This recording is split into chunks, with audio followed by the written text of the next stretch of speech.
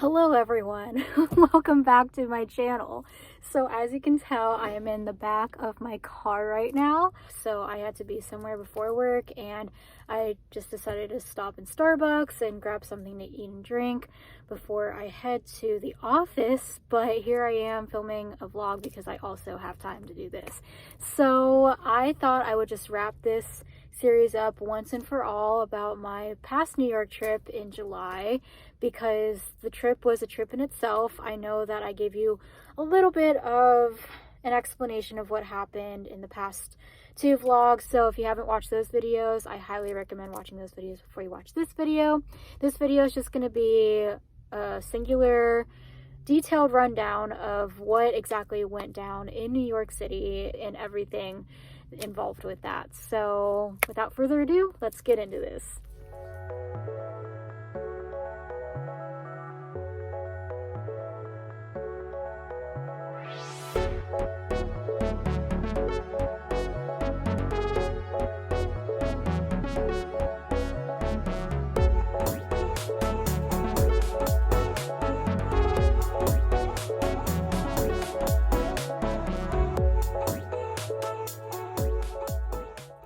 So I guess we'll start this story way back in June. It was the beginning of June and I was just like, I really need to see Derek Klena's last show. That was like the biggest goal of my life. I had never seen a Happy Trails performance before, so this was all very new and very exciting.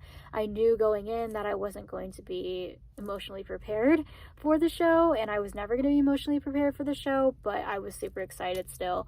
And so I bought tickets with my friend and we decided to get second row seats because I was just like, I need to see this man in 4K. And then obviously you guys know that Dylan Paul followed me at the beginning of July, so that was really exciting and I was planning stuff with him. All of it was just like giving me all of the emotions at once. So I guess we'll jump forward to right before my friend and I left. I was packing. And for me, packing takes like hours. I don't know if it's just me or if it's you guys too, but I overthink so much and I'm a perfectionist when it comes to packing.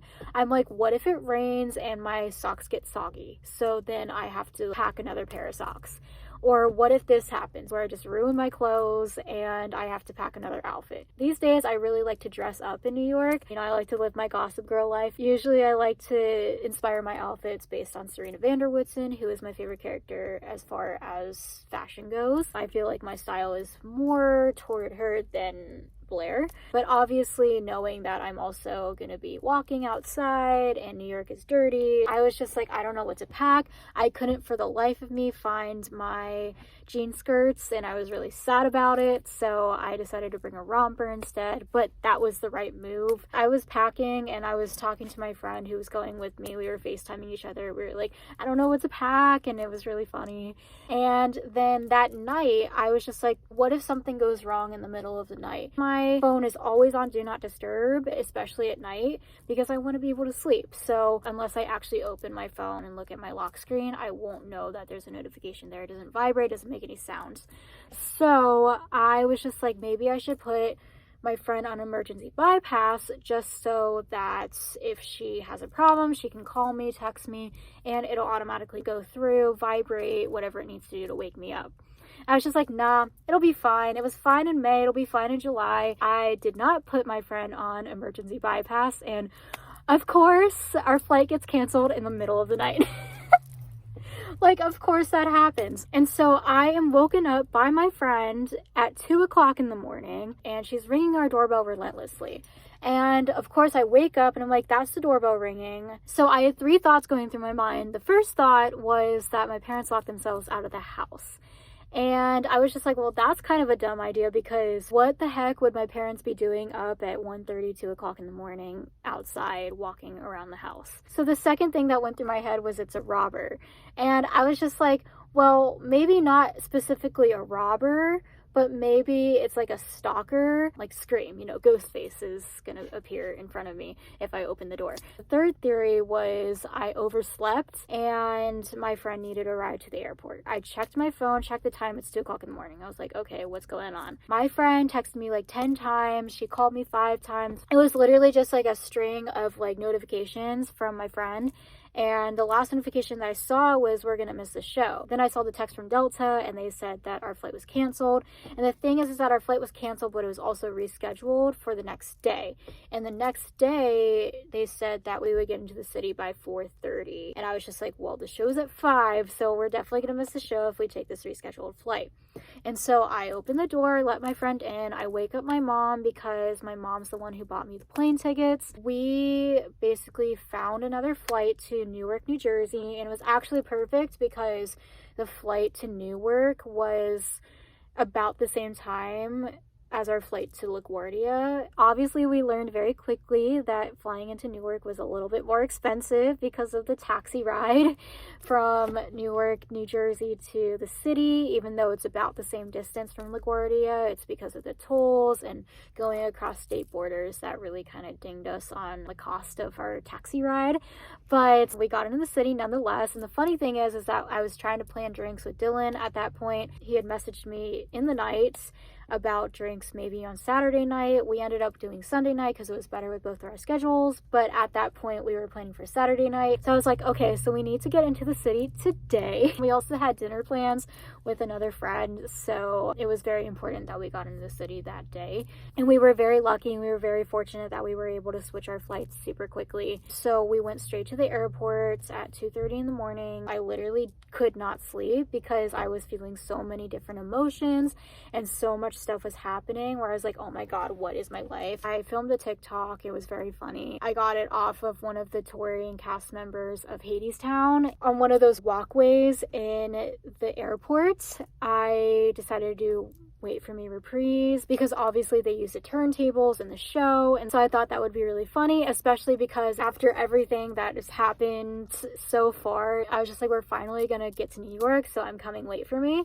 So I thought, oh, that's the perfect opportunity to do this. And so I filmed that TikTok, we got some food, and then we got on the plane, we boarded the plane. What was very funny though was I texted my dad that we were on the plane, and my dad told me to text him only if there was an emergency. And I thought that he had already woken up and asked what happened, or my mom woke him up and told him what happened. But apparently he heard the doorbell ringing but didn't really think anything of it, and then rolled over and went back to sleep. So he had no idea our flight was canceled.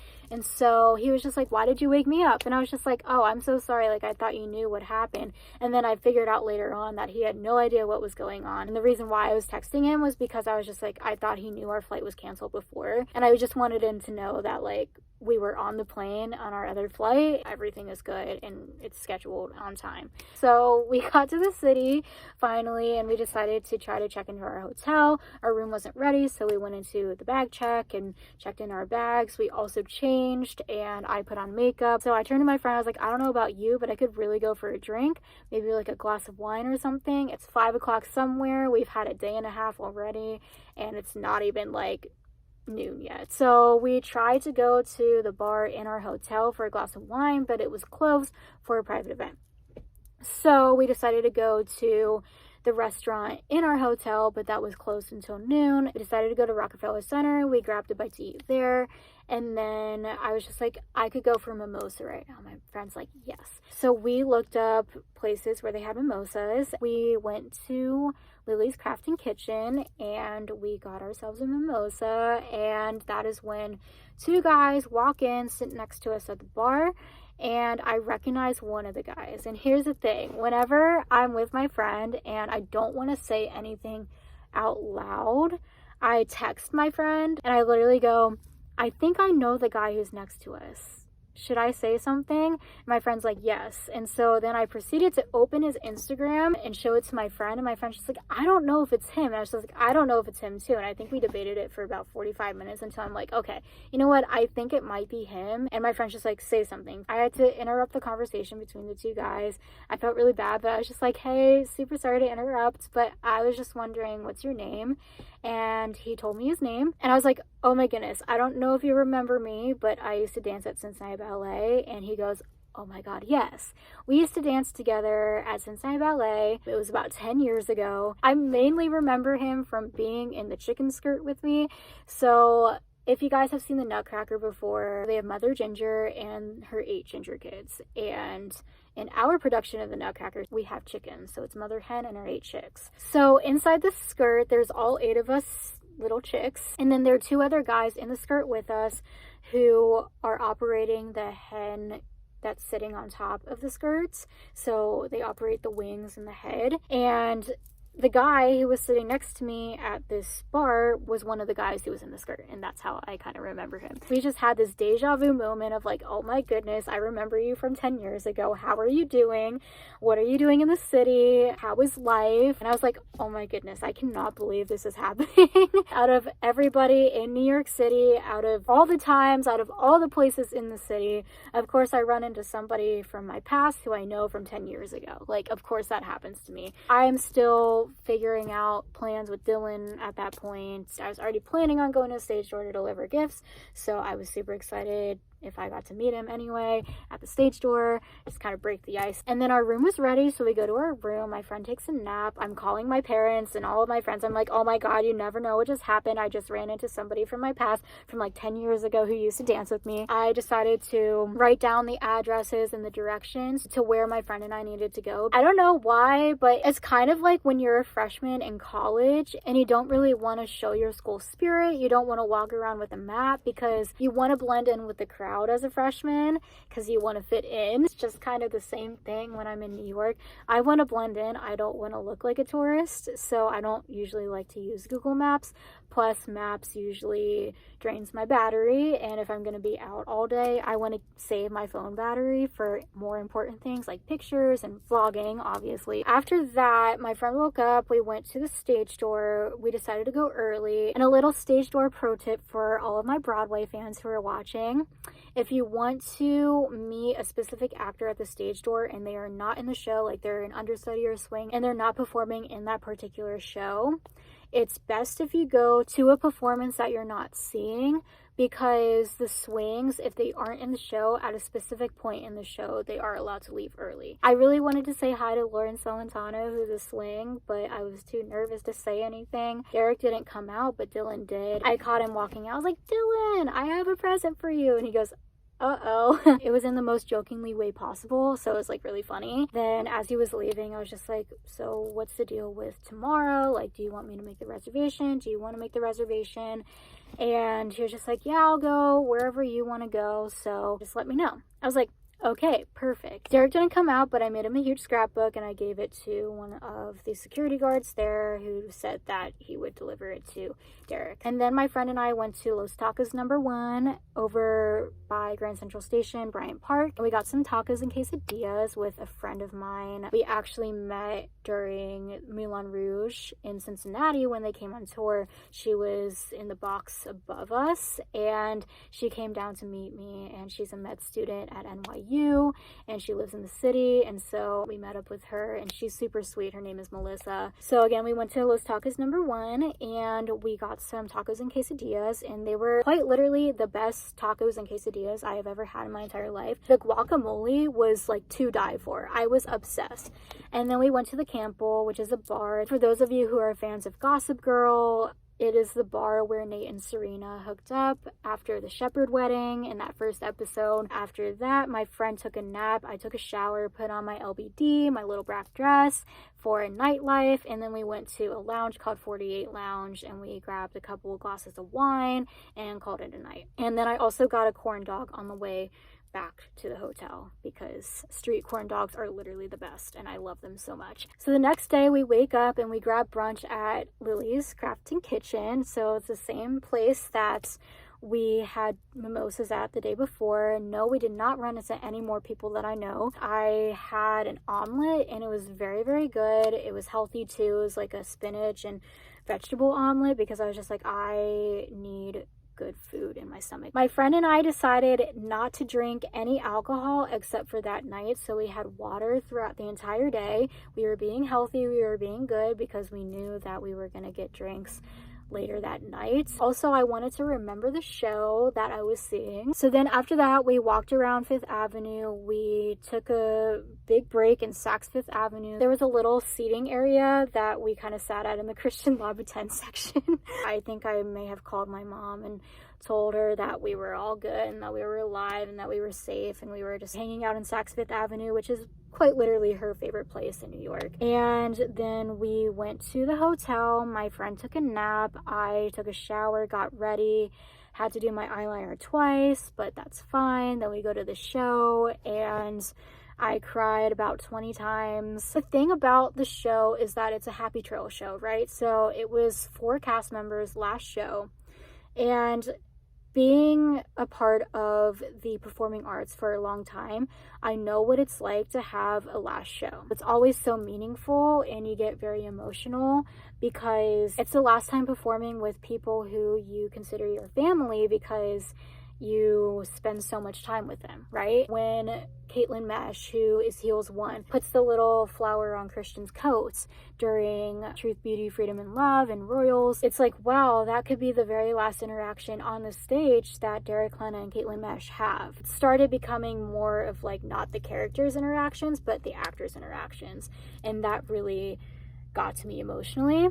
And I was crying so much, obviously, at the end because I just cry at the end anyway. Derek was absolutely a mess. I recently watched my bows video again, and Derek was just like crying during bows, and he hit it pretty well with a smile. Like you couldn't really tell from afar, but once you kind of looked close enough, he was an absolute mess. My friend was crying because of the show, not because it was a lot of people's last shows, because she's not really emotionally attached to the cast members like I am. When I was in a production of Head Over Heels, we got glitter glue for our eyes and for our faces so we could do some glitter glue makeup, and I have some left over, so I did little dots under my eye, and all of those dots pretty much washed off with my tears except for one on the inside of my eye. After the show, obviously I got pizza, and then I ran into Casey Cott on the way to the bar to meet Dylan, and then we had a really good time at the bar. I pretty much explained everything that happened at the bar in my previous video, so you can go watch that video if you're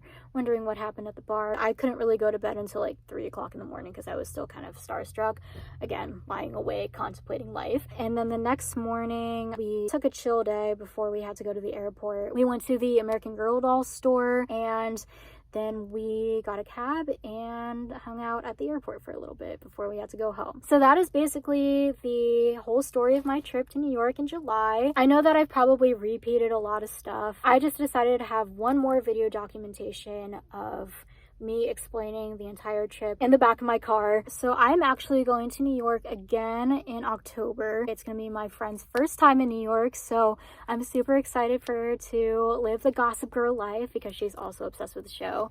And I'm seeing Moulin Rouge again. I am sitting in can seats this time, so I'll update you guys on that. I have a fun little surprise for my friend. It's her birthday the next week, so I'm like, why not celebrate her birthday a little bit early in the city? Her fiance is coming with us as well, and I have him in on the action. Hopefully my friend's fiance didn't tell her. I hope it's as chaotic, but I also hope it's not as chaotic as my trip in July, so I'll update you guys on that. And yeah, so if you like this video, please give it a thumbs up, hit that subscribe button, turn on your post notifications so you're updated every single time I upload a video. Comment down below video ideas and follow me on social media. The links are in the description below. I hope you guys enjoyed this video, and I will see you guys next time. Bye!